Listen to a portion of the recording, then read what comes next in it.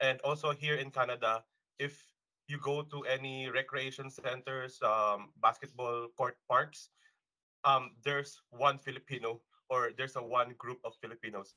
Sa inilabas na datos ng Statistics Canada ngayong linggo tungkol sa mga sport sa bansa, pinakapopular na sport para sa mga Filipino-Canadians ang basketball. I know this is true. Kahit alam naman natin, kahit naman sa Pilipinas, number one talaga ang basketball as a sport. Kahit saang barangay or kahit saan pumunta merong basketball court. Si Harold Abejo at Renz Kadang ang mga organizer ng Batang Pinoy Basketball League sa Fraser Valley kung saan higit 200 mga Filipino basketball players ang kasali.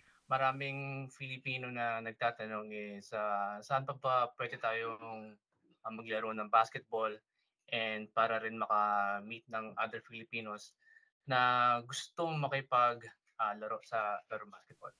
Ayon pa sa Statistics Canada, mas lalong pumapasok sa sports ang mga racialized na ipinanganak na sa Canada kumpara sa mga bagong dating.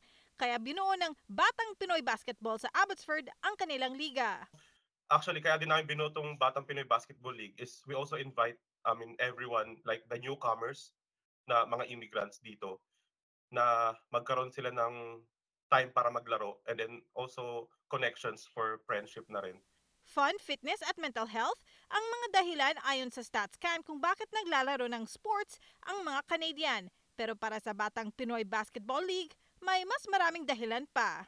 And you'll be losing some of your fats, calories, and you'll also uh, malalaman mo rin kung makipag-connect sa iba't ibang tao. Like if we have people na they found work through sa aming basketball league, so it's a way to connect as well to other people. It's kind of a networking event. Ayon rin sa StatsCan, mas maraming mga lalaki ang naglalaro ng sports sa bansa kumpara sa mga I babae. think if we can add more coaches, female coaches and also female referees, I think that can also um, encourage them to play basketball.